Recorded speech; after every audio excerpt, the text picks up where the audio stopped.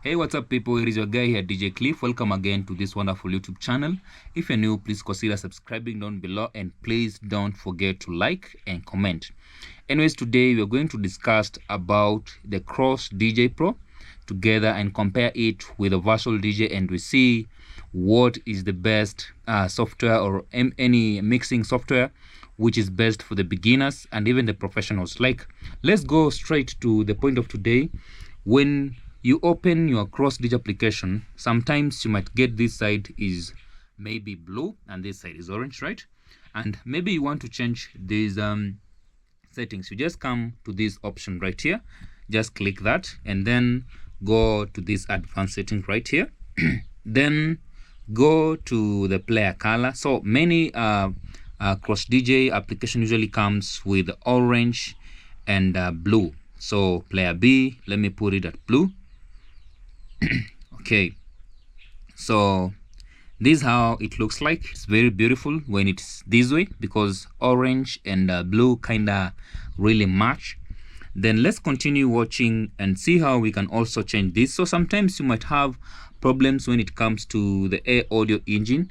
So to change that, you might come to this open SL or A audio.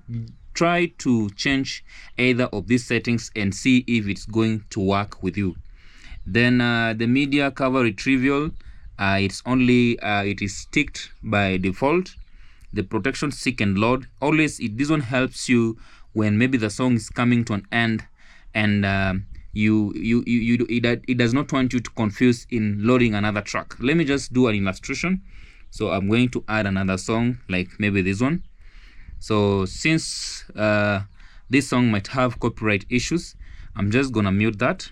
Let me assume the song is up to the end. Okay, maybe somewhere there, 31. It was playing, so let me play that. So let me try to load another song, Hitler. You see, this is what I was talking about. It will tell you that trying to load a track while another track is playing in this player. It tries to caution you not to do that. So that's what it does with protection, seek and load. So let's continue with the settings right here. I just want to show this the simplicity of setting the Cross DJ application. So we've seen that's what it does. The end warning time for the default one, just leave it to 30 seconds, or maybe if you want it to 1 minute. For those who want to perform short mixes, you can also try to toggle it maybe to 1 minute. The Beatgrid edition, you can tap that. This is a professional one because at some point you might have problem with this side. So this section here, it only allows you to come to this point at this juncture right here. So this white line is where the first beat is going to be sounding.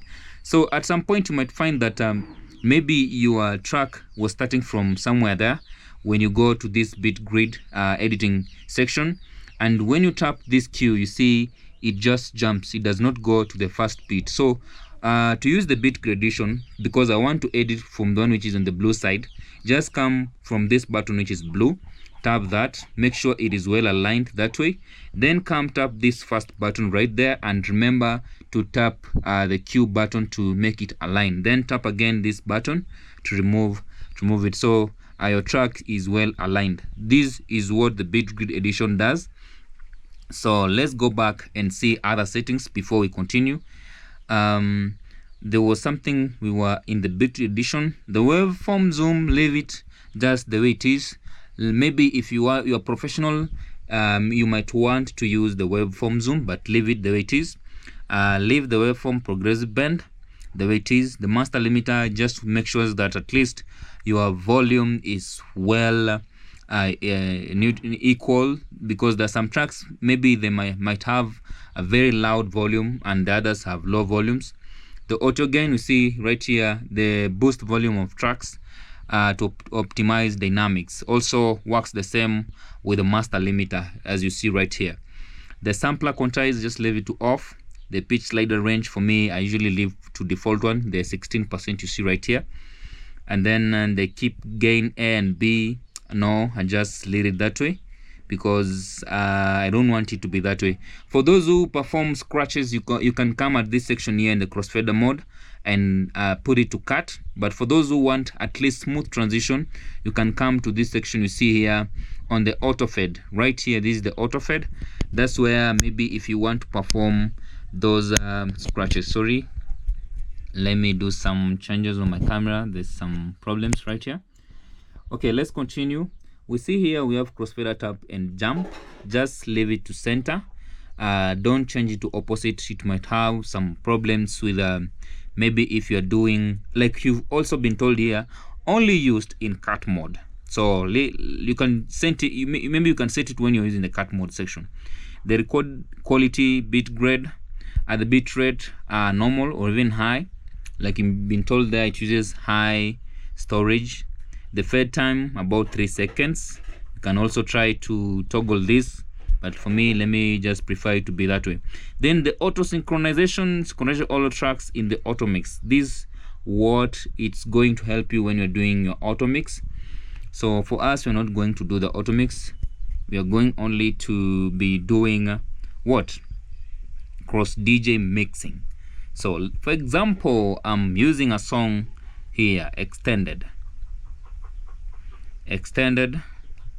and I'm using this part. So you see, if I want to loop this song, I'll just come and do that, right? Then let me just record this for the purpose of good quality. So for example, I want to touch this. Let me add volume a little bit. Okay.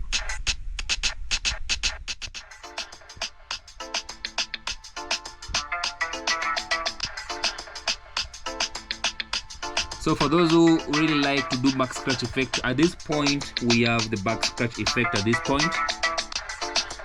So you need to be fast, but because my other hand is carrying the camera, I'll not be able to show you that.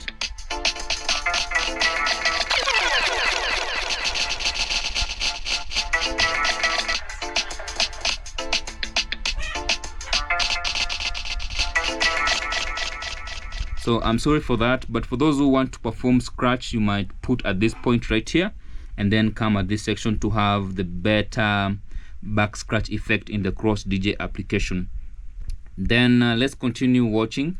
Like you can see, this interface is very easy. For those who want to change maybe your tempo, you can come at this section right here and do all that the same way.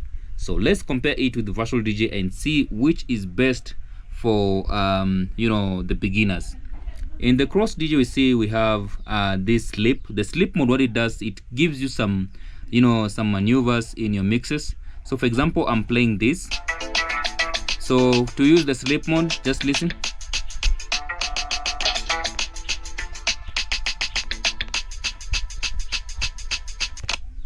So that's what the sleep does to your tracks. It adds some spices in your mixes, and that's how it goes.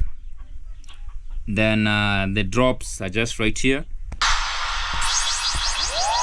So if you've not seen how to upload your own sound effects in the CrossDJ application, make sure you've gone back and see a previous video. I showed some people how to upload their own sound effects in the CrossDJ application.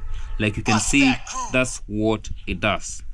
So for those who are having maybe Android 14 and 15, you might have a problem uploading your own sound effect. But for those who are having Android 12, Android 13, Android 11, might be lucky to upload your own sound effects in the CrossDJ application. So let's look at the virtual DJ and see the similarities.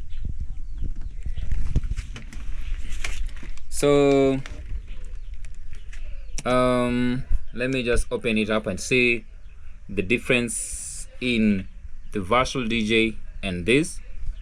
So I'm using wide lens, so I'm sorry.